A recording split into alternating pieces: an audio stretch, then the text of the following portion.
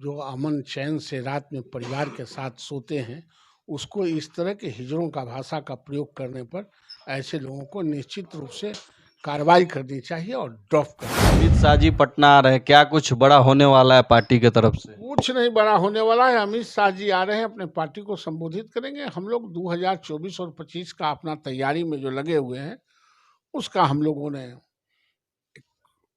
संदेश देंगे और पार्टी उस 24 में सर कितने सीट बीजेपी लाएगी?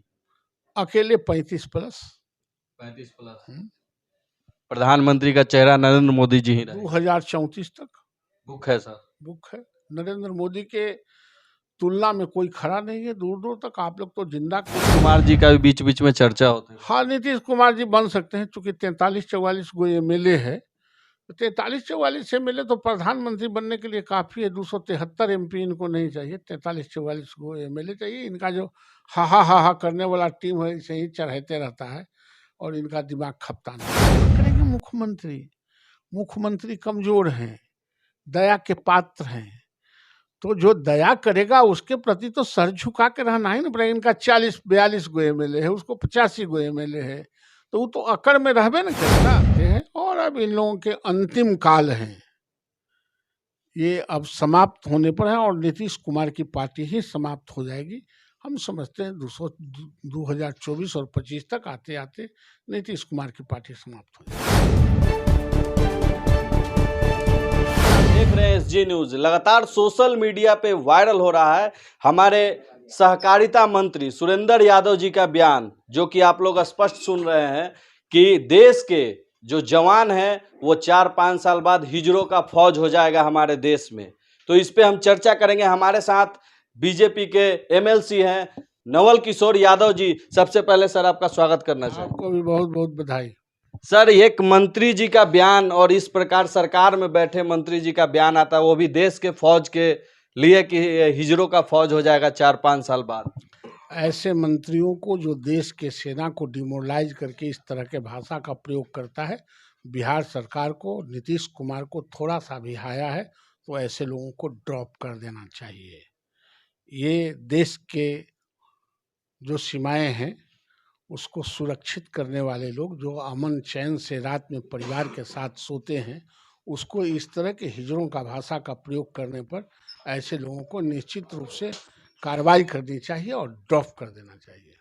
सर, इसके साथ साथ अभी रक्सौल में आर्मी के जवान, देश के जवान को एक बिहार पुलिस के जवान खींचते हुए बीच सड़कों पर मारते हुए थाना ले जाते हैं और उसे जेल भेजा जाता है। तो ये सब कहीं ना कहीं बिहार में जो है जंगल राज का प्रतीक हो रहा है। देखिए, पुलिस किसी शरीफ आदमी को ही हैंडल कर सकती है, चाहे वो सेना का आदमी हो, आप भी हो। यहाँ से मोटरसाइकिल लेके निकलिए, आतंकवादी के तरह कूद कूद के पकड़ेगा, या फिर जिसके साथ घटनाएं घटे उसी से पैसा लेगा। यहाँ पुलिस का काम है दारू और बालू से पैसा वसूली करना और उसी पैसा को सरकार के पास पहुंचाना और उसी के आधार पर पदस्थापन लेना।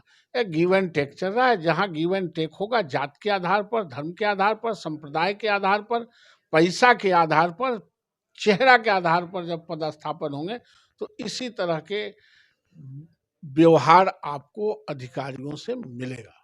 सर, लेकिन विपक्ष के तरफ से हो रही, जब इतना सारा क्राइम रेट बढ़ा हुआ है, राष्ट्रपति शासन मांग करने से ये अधिकारी थोड़े चले जाएंगे। इसको दुरुस्त करना है। जो खाते हैं ओरी और ताकते हैं बनेरी, जिनको जनता से मतलब नहीं है, जो अपने निजी संपत्ति बनाने में लगे हुए हैं, उस पे नजर रखने की जरूरत है। हम लोग राष्ट्रपति शासन मांग करने वाले लोग नहीं, हम लोग परिवर्तन और रूपांतरित करने वाले लोग हैं। इसके रास्ते क्या निकले, ये ज्यादा जरूरी है। बिहार पुलिस के जवान सर आम आदमी को सड़कों पर नहीं मार सकते, पीट सकते, खींच सकते। एक आर्मी को जवान को मारा जा रहा है। अरे विपक्ष सर अभी बिहार के पुलिस की वही स्थिति है। बिहार के पुलिस सुरक्षा के लिए बनी है। उतना ही लोग हड़कता है देख के पुलिस के वर्दी को, जितना सांप देख के आम आदमी भड़क जाता है। जैसे सांप आकृति से बहुत सुंदर है, डायमंड के तरह चमकता है, लेकिन उसको देखते ही आदमी सिविक सेंस खो देता है, वैसे ही बिहार के पुलिस को देखते ही बिहार के लोग सिविक सेंस खो देते हैं। ये सुरक्षा के लिए नहीं, ये लोगों को परेशान करने के लिए बनी है। उनका चरित्र यही है, इसलिए इसको परिवर्तन और रूपांतरण करना जरूरी है। प्रशासन सर फतुआ में भी एएसआई विनोद कुमार जी खड़े रहते हैं, उनके सामने उनके रिवॉल्वर से गोली चलाया जाता है। मुबारकपुर को घटना को बता दूं, वहाँ विजय यादव के मुर्गी फार्म पे प्रशासन पहुंचती है, तीनों लोग बोलते हैं कि सर मुझे भी ले चलिए, वहां से भी प्रशासन छोड़कर, मतलब कहीं ना कहीं ये सारा घटना जो है प्रशासन के देख रेख में हो रहा है और प्रशासन वहां से मौन होकर चली आ रही है। ऐसा है, प्रशासन के लोग मंथली वसूलते हैं अपराधियों से, तो जिनसे रिश्ता है, जिससे मंथली वसूलते हैं बड़े मोटे रकम, ये अपराध करते हैं तो पुलिस तो मुकदर्शक रहेगी। तो यही स्थिति है, चाहे वो फतुहा में हो या छपरा में हो या मुबारकपुर में, जहां आप कहिए सब जगह पुलिस के कांटेक्ट वाले जो मंथली पहुंचाने वाले लोग ही हैं, अत्याचारी हैं। नीतीश कुमार जी से पूछने पर कहते हैं कि मुझे नहीं पता।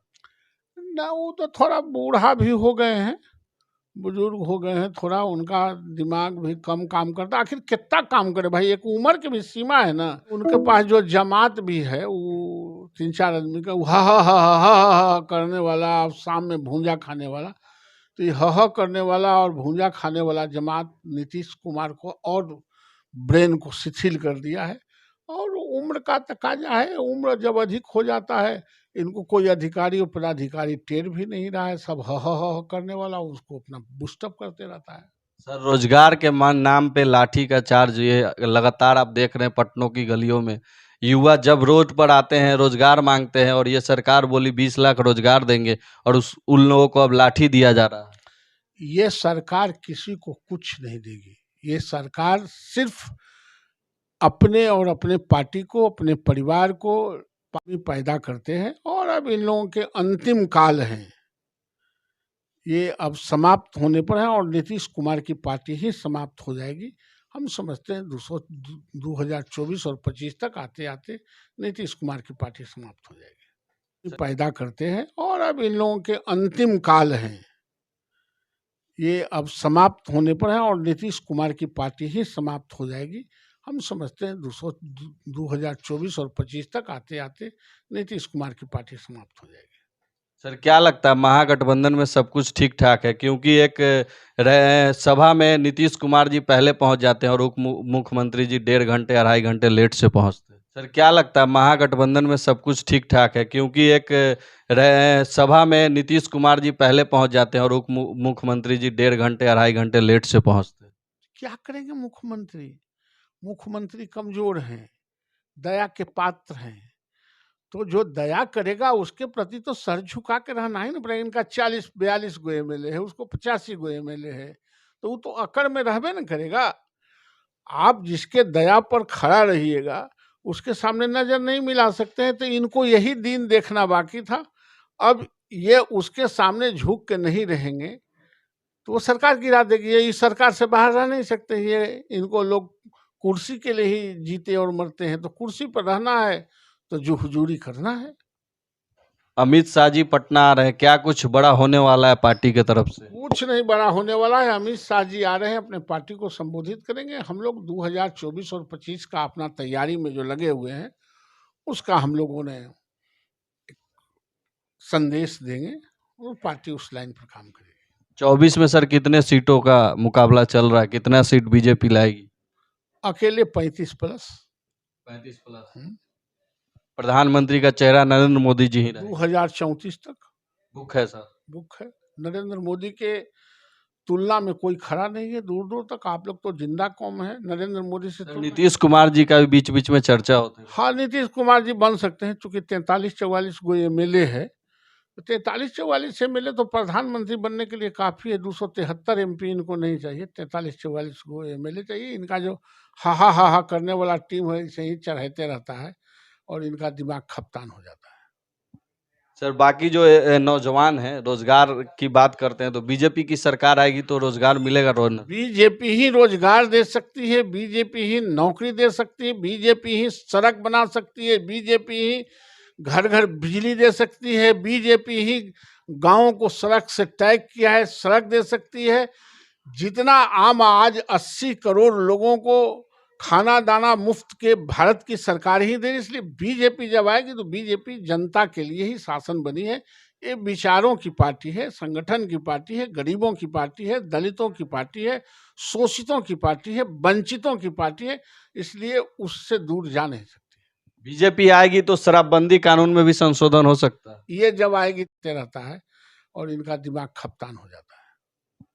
सर बाकी जो नौजवान हैं रोजगार की बात करते हैं तो बीजेपी की सरकार आएगी तो रोजगार मिलेगा रोज। बीजेपी ही रोजगार दे सकती है, बीजेपी ही नौकरी दे सकती है, बीजेपी ही सड़क बना सकती है, बीजेपी ही घर घर बिजली दे सकती है, बीजेपी ही गांवों को सड़क से टैग किया है, सड़क दे सकती है।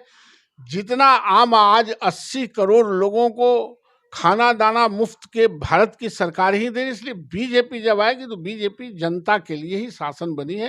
ये विचारों की पार्टी है, संगठन की पार्टी है, गरीबों की पार्टी है, दलितों की पार्टी है, शोषितों की पार्टी है, वंचितों की पार्टी है। इसलिए उससे दूर जा नहीं सकती। बीजेपी आएगी तो शराबबंदी कानून में भी संशोधन हो सकता है। ये जब आएगी तब शराबबंदी। सर क्योंकि आज जो है शराबबंदी से बहुत ज्यादा मौत हो रही है। मौत भी हो रही है और नाजायज तरीके से माफिया भी पैदे हुए हैं, लेकिन इस पर भी विचार होगा। सर बहुत बहुत धन्यवाद समय देने के लिए। आप देख रहे थे हमारे साथ एमएलसी नवल किशोर यादव जी थे जो कि स्पष्ट कह रहे हैं और नीतीश कुमार पर क्या कुछ कहा आप लोगों ने सुना। बाकी आप क्या सोचते हैं इस वीडियो को लेकर कमेंट में जरूर बताइएगा और इस वीडियो को शेयर कीजिएगा। जय